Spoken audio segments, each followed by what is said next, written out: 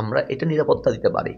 তিনি হিন্দু হোক, তিনি খ্রিস্টান হোক, তিনি বা বৌদ্ধ হোক, তার ধর্মীয় অধিকার সে পালন করবে।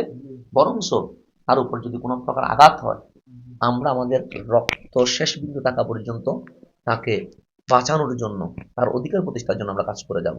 কিন্তু আরেকটি প্রশ্ন হচ্ছে যে আমাদের দেশে যারা হিন্দু ধর্ম অবলম্বী আছে তারা ইসলামিক দলগুলোকে ভোট দিতে চায় না, কারণ তাদের মনের মধ্যে একটি ভয় থাকে যে ইসলামিক দলগুলোকে যদি আমরা ভোট দিই আমাদের মন্দির হামলা হতে পারে বিভিন্ন ধরনের।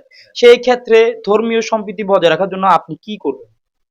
আপনি যেটা বললেন, আমি শ্রদ্ধার সাথে সেটা দ্বিমত পোষণ করতে চাই। কেন?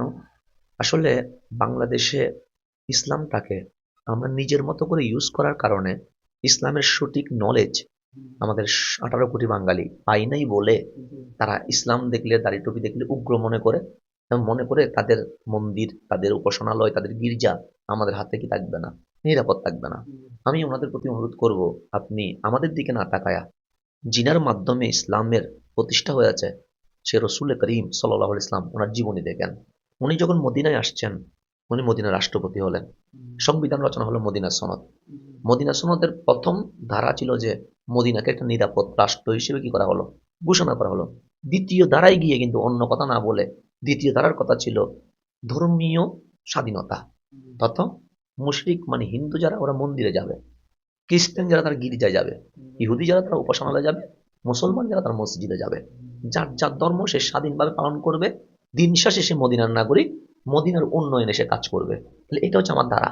সুতরাং আমার এই আসনের মধ্যে বিধর্মী অনেকে আছেন। আমার প্রায় যতটুকু আমি জানি 40,000-এর মতো ভোটার হচ্ছে হিন্দু এবং বড়ুয়া। তা আমি ওনাদের প্রতি অন্তত এতটুকু বলতে পারবো, আপনারা জানেন ধর্মীয়ভাবে মতাদর্শের ভিন্নতা অনেকে আছে।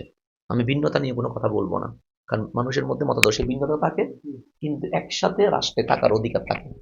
আমি যেহেতু আহলে সুন্নাত ওয়াল জামাতের সমর্থিত সংগঠনের প্রার্থী, ওনারা জানেন যে আমরা সকল ধর্মের অধিকারকে কি করি, সম্মান করি এবং সকলের যেই চাহিদা আছে সেটা পূর্ণ করার চেষ্টা করি।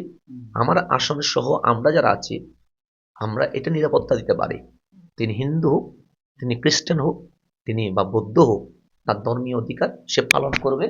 বরঞ্চ তার উপর যদি কোনো প্রকার আঘাত হয়, আমরা আমাদের রক্ত শেষ বিন্দু থাকা পর্যন্ত তাকে বাঁচানোর জন্য, তার অধিকার প্রতিষ্ঠার জন্য আমরা কাজ করে যাব।